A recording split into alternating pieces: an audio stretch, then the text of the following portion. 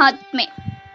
ಯದಹಂಕಾರಮಾಶ್ರಿತ್ಯ ನ ಯೋತ್ಸ್ಯ ಇತಿ ಮನ್ಯಸೆ ಮಿಥ್ಯೈಷ ವ್ಯವಸಾಯಸ್ತೆ ಪ್ರಕೃತಿಸ್ತ್ವಾಂ ನಿಯೋಕ್ಷ್ಯತೆ.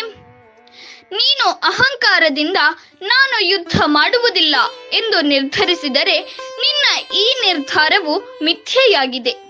ಏಕೆಂದರೆ ನಿನ್ನ ಸ್ವಭಾವವು ನಿನ್ನನ್ನು ಬಲವಂತವಾಗಿ ಯುದ್ಧದಲ್ಲಿ ತೊಡಗಿಸಿಕೊಳ್ಳುವುದು. ಪ್ರಪಂಚದಲ್ಲಿ ಪ್ರತಿಯೊಂದು ಜೀವಿಯು ತನ್ನ ಸ್ವಭಾವಕ್ಕೆ ಅನುಗುಣವಾಗಿ ಪ್ರಕೃತಿ ಸಹಜ ಗುಣದೊಂದಿಗೆ ಬದುಕುವವು. ಹುಲಿ ಆಹಾರಕ್ಕಾಗಿ ಇತರ ಪ್ರಾಣಿಗಳನ್ನು ಬೇಟೆಯಾಡಿದರೆ ಜಿಂಕೆಯು ಹುಲ್ಲು ತಿಂದು ಬದುಕುವುದು. ಅರ್ಜುನನು ವೀರ ಕ್ಷತ್ರಿಯ. ಕ್ಷತ್ರಿಯ ಧರ್ಮವನ್ನು ರಕ್ಷಿಸುವುದು ಆತನ ಧರ್ಮ.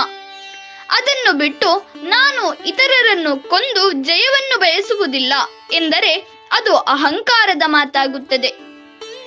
ಏಕೆಂದರೆ ತಾನು ಕರ್ತೃವಲ್ಲ, ಕೇವಲ ಭಗವಂತನ ಅನುಯಾಯಿ. ತನ್ನನ್ನು ಈ ಕೆಲಸ ಮಾಡಲು ಪ್ರೇರೇಪಿಸುತ್ತಿರುವವನು ಭಗವಂತ ಎಂದು ತಿಳಿಯಬೇಕು.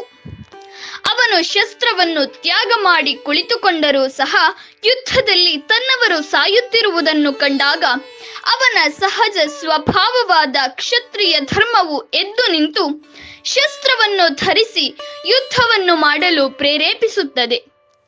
ಈಗ ಅವನಲ್ಲಿ ತುಂಬಿ ತುಳುಕುತ್ತಿರುವ ವೈರಾಗ್ಯ ಆಗ ಇರುವುದಿಲ್ಲ. ಇದಕ್ಕೆ ಸಾಕ್ಷಿ ಅವನ ಮಗ ಅಭಿಮನ್ಯು ಯುದ್ಧದಲ್ಲಿ ಕೊಲ್ಲಲ್ಪಟ್ಟಾಗ ಅರ್ಜುನ ಅದಕ್ಕೆ ಕಾರಣರಾದವರನ್ನು ನಾಳೆ ರಾತ್ರಿ ಆಗುವಷ್ಟರಲ್ಲಿ ಕೊಂದೇ ತೀರುತ್ತೇನೆ ಎಂದು ಪ್ರತಿಜ್ಞೆ ಮಾಡಿದ್ದನು.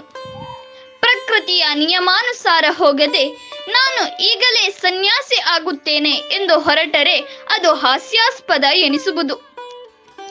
ಕತ್ತೆಯ ದೇಹವಿರುವುದು ಭಾರವನ್ನು ಹೊತ್ತುಕೊಂಡು ಹೋಗುವುದಕ್ಕೋಸ್ಕರ. ನವಿಲಿನ ದೇಹ ಇರುವುದು ವಯ್ಯಾರದ ಪ್ರದರ್ಶನಕ್ಕೆ.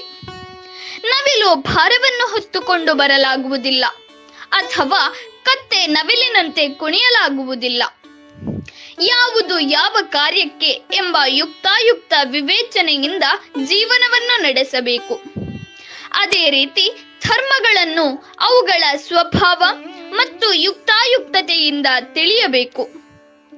ಅರ್ಜುನನನ್ನು ನೆಪವಾಗಿರಿಸಿಕೊಂಡು ಪರಿಸ್ಥಿತಿಯ ಒತ್ತಡದಿಂದ ದುಡುಕು ನಿರ್ಧಾರವನ್ನು ತೆಗೆದುಕೊಳ್ಳಬಾರದು ಎಂದು ಪರಮಾತ್ಮ ನಮ್ಮೆಲ್ಲರಿಗೂ ಉಪದೇಶಿಸುತ್ತಾನೆ.